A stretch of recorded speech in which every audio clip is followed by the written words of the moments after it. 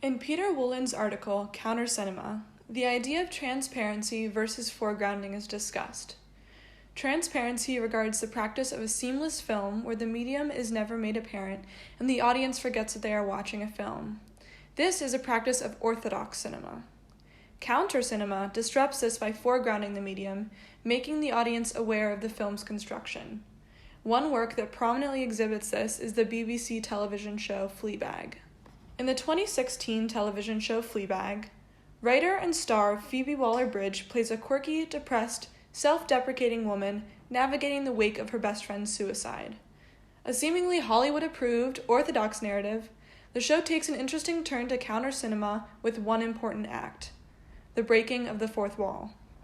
Waller-Bridge's character, Fleabag, forms a unique and intimate relationship with the audience during the show, using them as a kind of diary or confidant. This is the first example we see. You know that feeling when a guy you like sends you a text at 2 o'clock on a Tuesday night asking if he can come and find you, and you've accidentally made it out like you've just got in yourself, so you have to get out of bed, drink half a bottle of wine, get in the shower, shave everything, dig out some agent provocateur business, suspend about the whole bit, and wait by the door until the buzzer goes.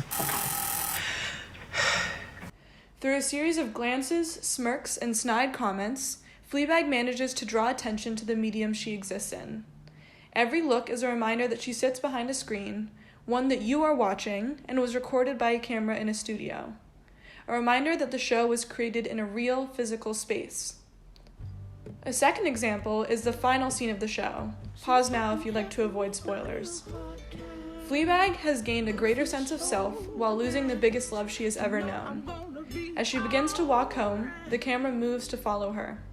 Instead, she stops it, shakes her head, and sends the audience a goodbye. This is to say, I don't need you anymore. I don't need the audience. The camera stands in place, a slight shake to the frame demonstrating that there's a person holding the camera. The final motion of the camera illuminates the medium. The audience is not given an ending, but told that it has ended. They are aware of the camera following Waller-Bridge, aware of it shutting off, aware of the decision for her as a writer to stop the story there. This draws attention to the show's construction, exhibiting attributes of counter cinema and rejecting orthodox transparency. The show Fleabag also discusses another of Woolen's paired 7 deadly sins in Cardinal virtues: the single diegesis versus multiple diegesis. The orthodox style of cinema uses a singular diegesis, one world where the characters interact together, creating a story for themselves. Counter cinema allows for multiple diegeses, differing worlds and landscapes that characters exist on, to interact and collide. In Fleabag, these multiple diegeses are often used as a comic relief or visual representation of Fleabag's internal emotions. The first diegesis of the show is similar to the orthodox style. It is the world that the characters live and interact in together. This is depicted most commonly throughout the show. The second diegesis created is the fourth wall break we discussed previously. This creates a universe that both Fleabag and the audience exist in.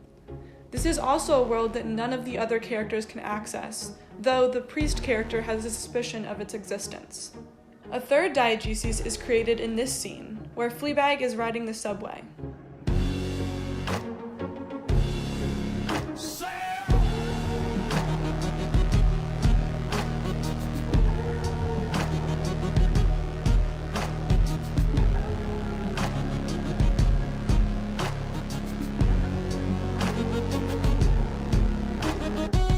I think my period's coming. The movements and actions of these people switch between 2 diegeses.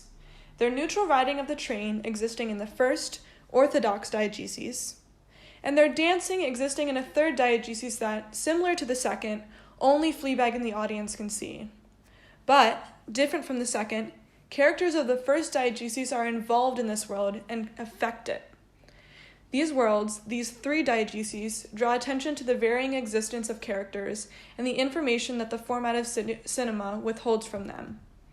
As Woolen states, different characters seem to be acting in different films.